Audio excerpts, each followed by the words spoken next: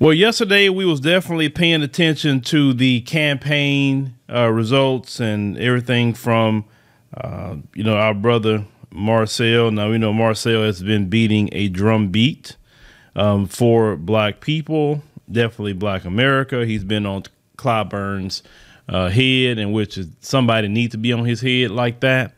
But as you can definitely see the results here, the people overwhelmingly voted for Clyburn. As you can see, Clyburn got, 48,215 votes. Marcel got 2,445 and Dr. Michael Addison got 4,098. Now, according to Ballotpedia, Marcel raised, it could be more, but just what's been reported to Ballotpedia, $110,000. And Clyburn had about 2.4 million. Dr. Michael Addison had 0 that was reported to Ballotpedia. But yet Michael Addison got more votes than Marcel here.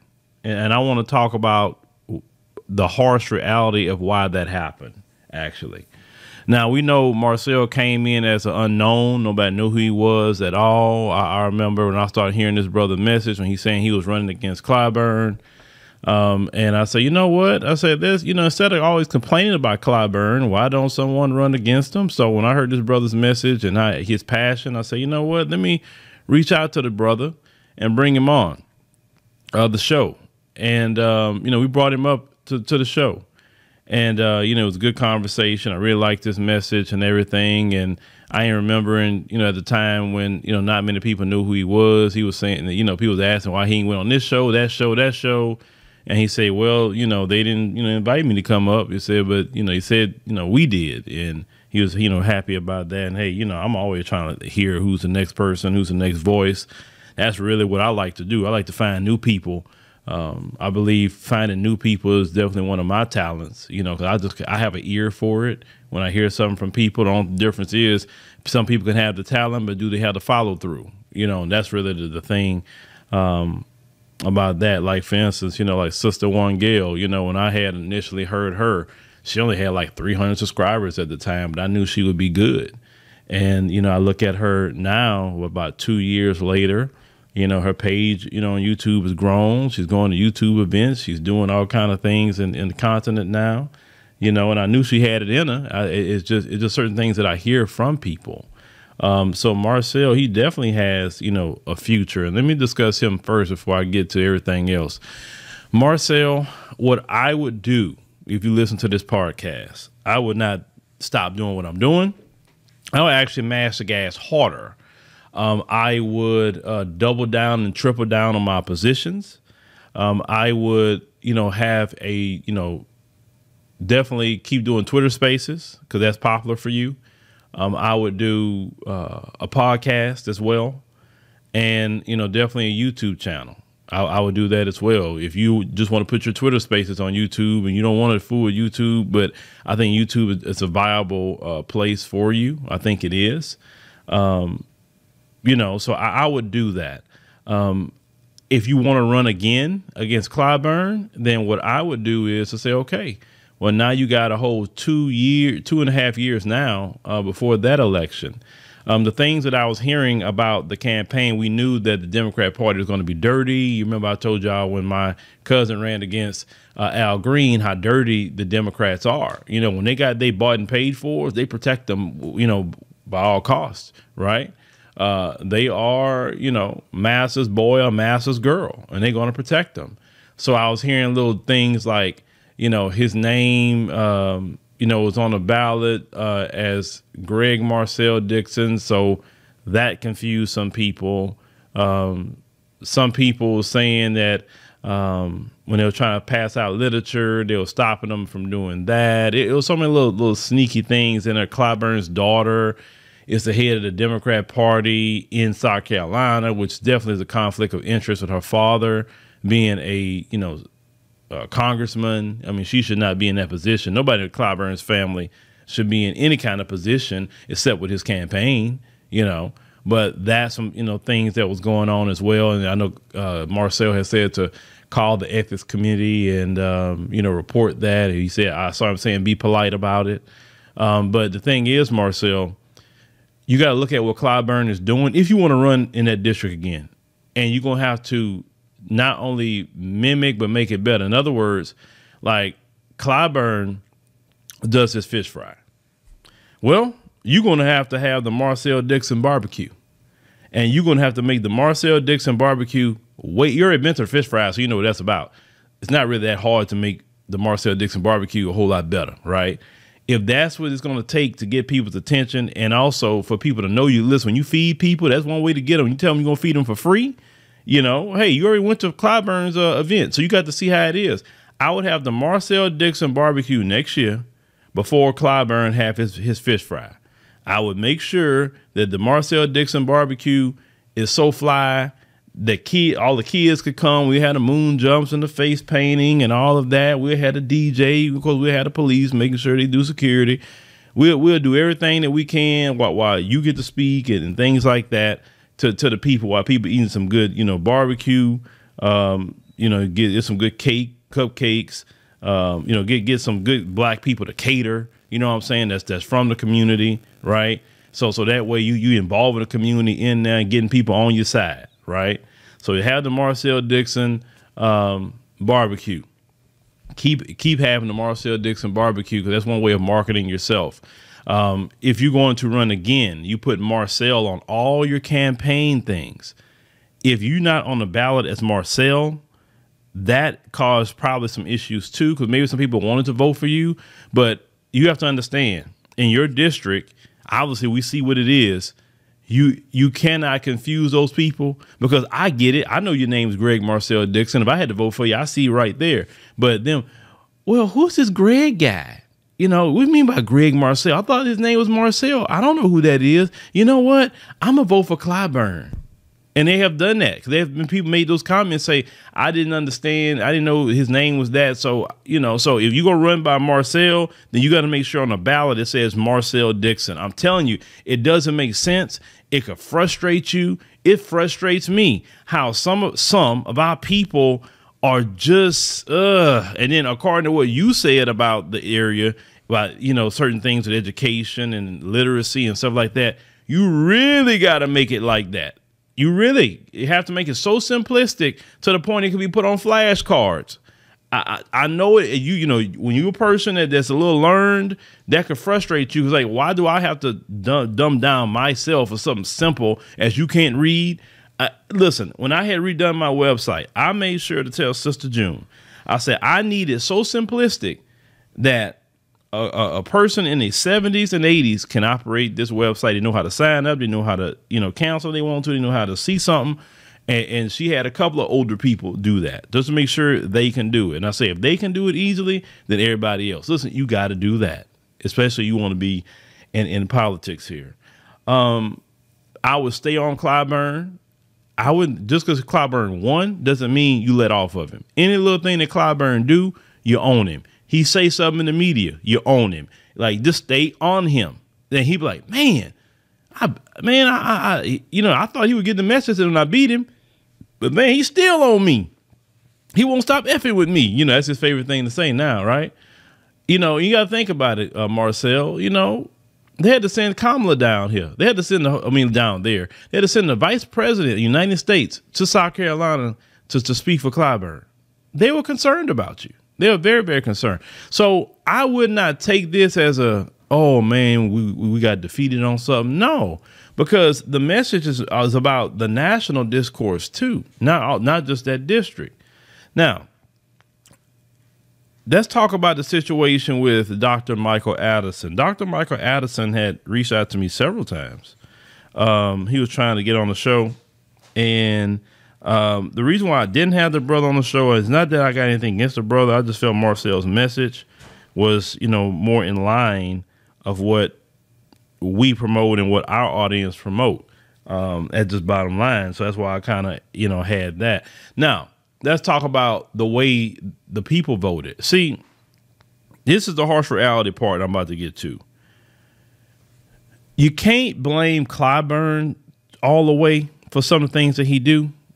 when he's constantly being rewarded with votes.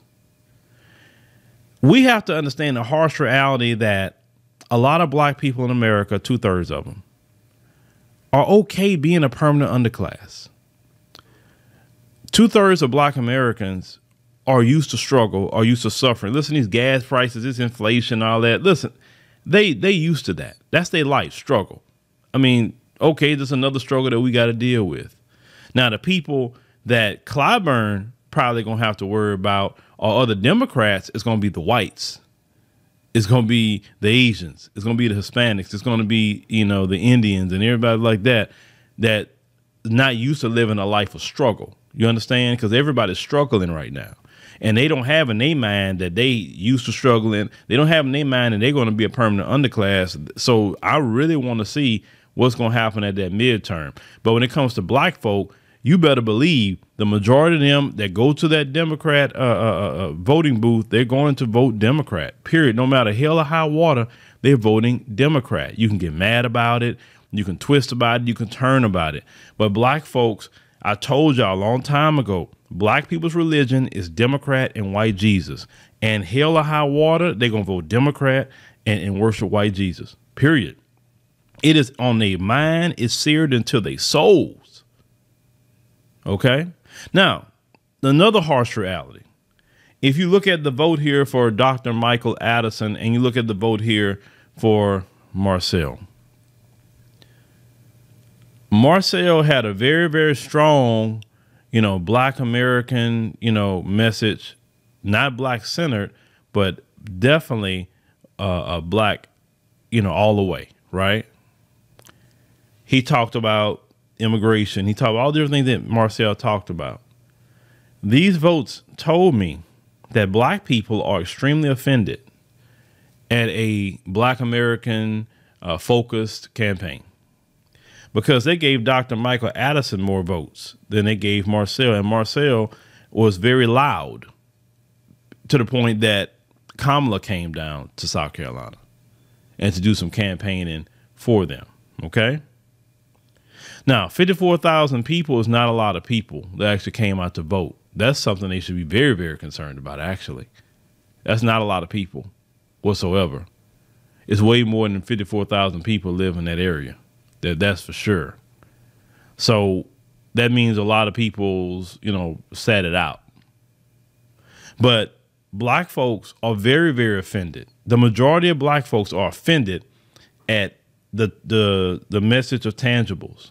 The majority of black folks are even offended at reparations. Y'all have to understand that. We're not going to be talking about the white folk. They are offended by that because you have to understand when you feel your lot in life is a permanent underclass. And when all your rank and file black Democrat politicians say you got to look out for everybody else. And if you look out just for yourself, that's like committing sin against white Jesus. So when you hear Marcel talking about, hey, black Americans, this, what? Just look out for black America. What is wrong with him? Well, you got to look out for everybody. I mean, that's not right. I mean, why he being so selfish? I mean, I understand we got problems, but we're not the only ones living in this country. This is how they respond. And they hella offended. But other groups, they don't talk like that. They think about their communities and what they need. And I don't take an issue with them. We're the only one that has a very remedial community in the area of politics. Hella remedial. The majority is remedial. They rather focus on everybody else and not focus on themselves. Didn't they tell you take care of home first? Didn't they tell you to take care of home first? You got to clean your house first. You got to make sure your personal house is in order before you talk about everybody else's house and what they need and whatever. And forever, this is what's been going on. A lot of black folks are offended at that message. Now, of course, we know some black immigrants who are on Twitter Spaces celebrating this. They was offended because to them, oh, shoot, well, I can't come in here and get my bag. If he get in there, because he's going to be loud up there speaking against that and probably joining with the Republicans in votes, to stop all the immigration coming in. Because everybody that comes in here that's an immigrant coming here to get a bag. They're not coming here to improve America. They come here to get money. Okay. And I get it. I get it. That's what they come here for. They come here to work. They come here to send money back, whatever. Right. The only problem I have with that is they're giving resources to them. My thing is, let them come in, let them work, let them do everything they got to do. Just don't give them no resources to do it. Like in their countries, nobody gets resources like that. There's no freebies. There's no handouts. There's no food stamps. There's none of that. You get it how you live. That's why you better be out there working every day. In all the countries that a lot of these people come from, I'm like that. You could come, you could work. I won't be against that.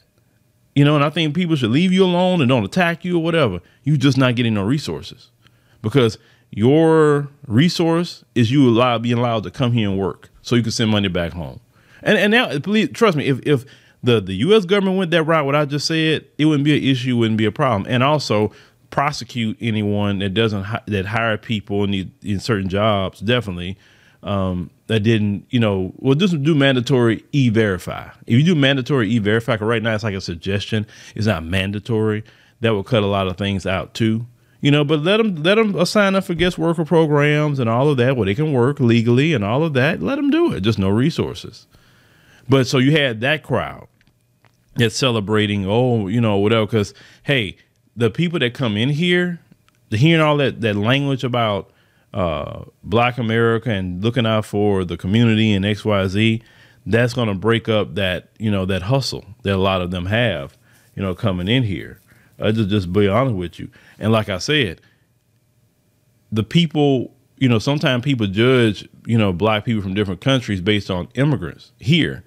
That is totally something you shouldn't do. You need to go to those countries yourself, speak with the people, and they'll tell you about some of the people that's come over here. They'll tell you they were raccoons over there in their country, right? And they glad they gone, they didn't contribute nothing over there when they was already over there. You know what I'm saying? The first thing they did, instead of trying to build their own country, they ran to Europe, ran to America, ran here, ran there. So you got all the resources, definitely in the African continent, and you're not trying to get that and build that up. While you over here, America don't have no resources like that other than you making some money.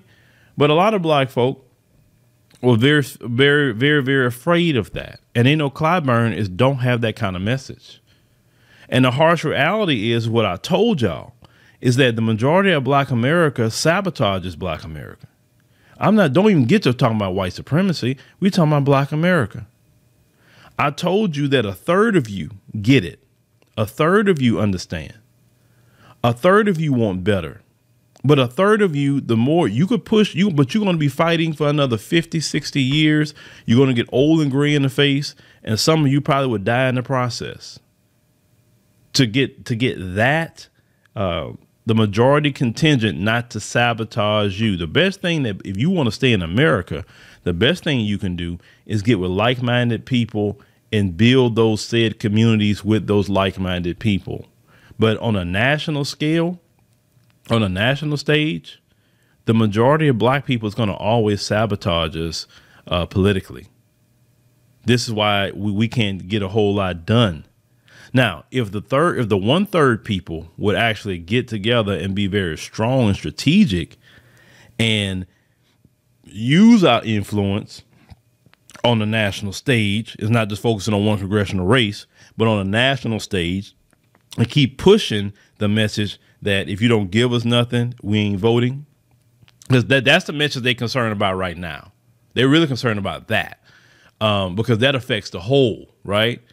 And you keep pushing the message. If you okay, we're gonna sit this thing out because you're not giving us anything, or we'll do a protest vote. Either way, we're not voting for you. That's very, very concerning because that can be done on a national level, and the Democrats are scared about that.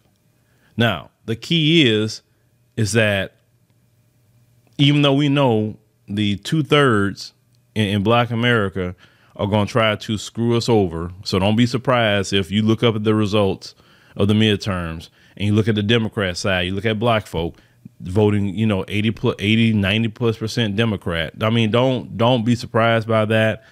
Don't even get upset by that because I told you 2/3 of Black people, like I said, they are cool. Listen, they are fine. Listen, the Democrats can put them on a plantation and they will justify it.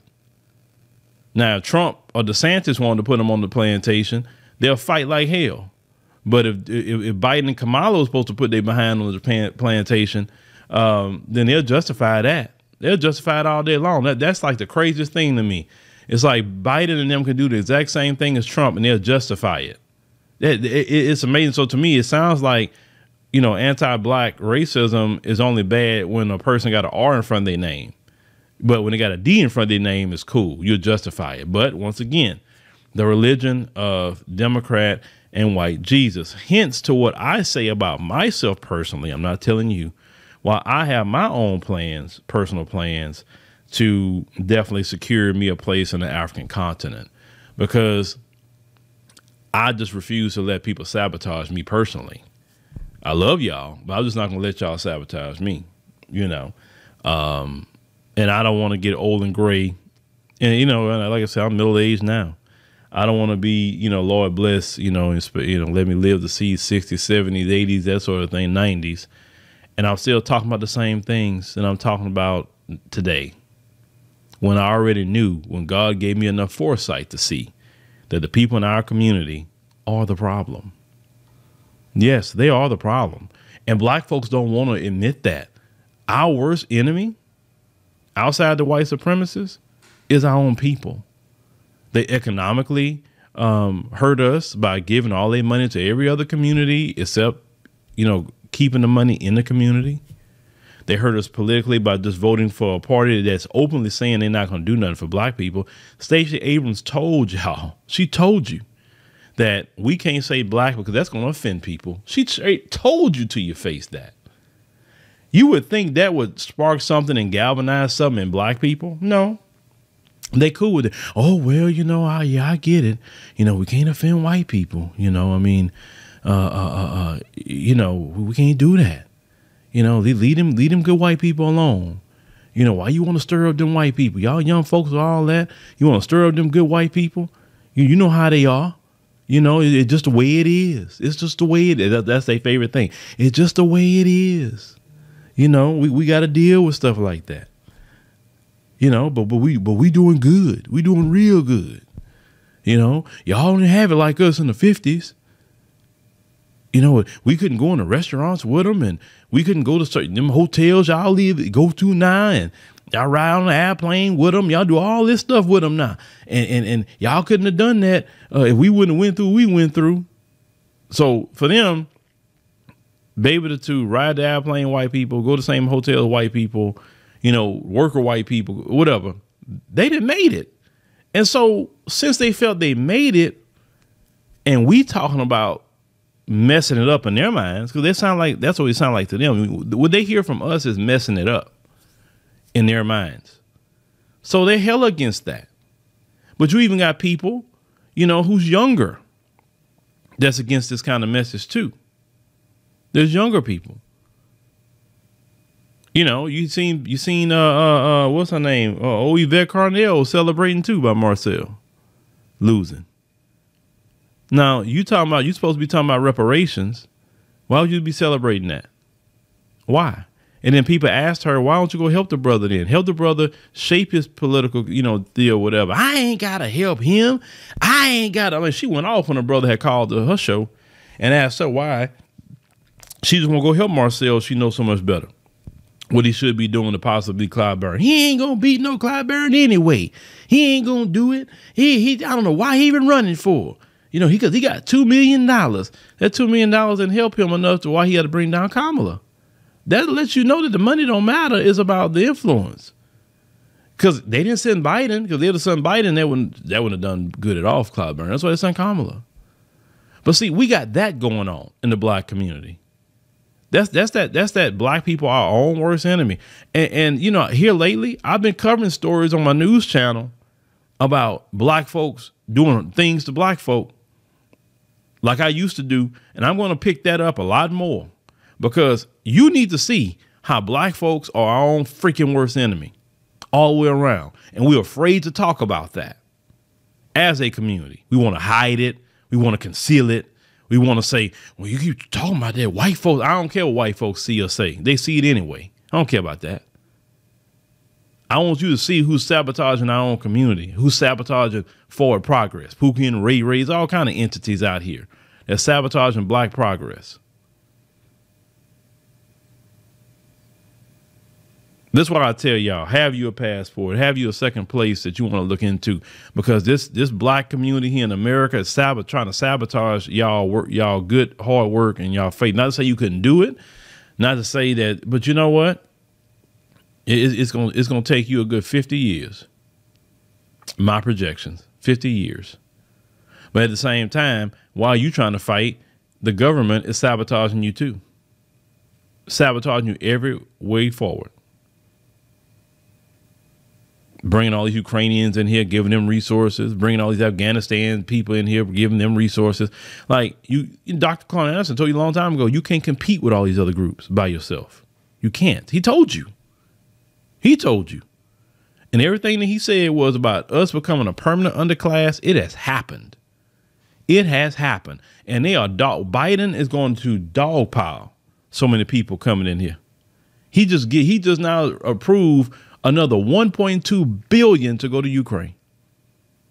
In the midst of America suffering gas prices, food prices, shortages, he just cashing out to Ukraine. But because he got a D in his name, black folks not saying nothing. But let that been a Republican, let that been Trump, you'd been whining and crying and complaining about why he giving all the money out. See, it's just, like I said, how do you defeat that? How do you defeat that, folks? How do you defeat that when the majority is just politically remedial? But Marcel, what I will say to you, don't stop. Mash the gas. Clyburns is not immortal. And just like I said, keep pushing, keep pushing. And you know, you definitely could generate some funds online. You know, you can create, like I say, your platform and just keep going. Because now it's the time for you to get bigger and bigger and bigger. It's not time for you to just go sit down and whatever.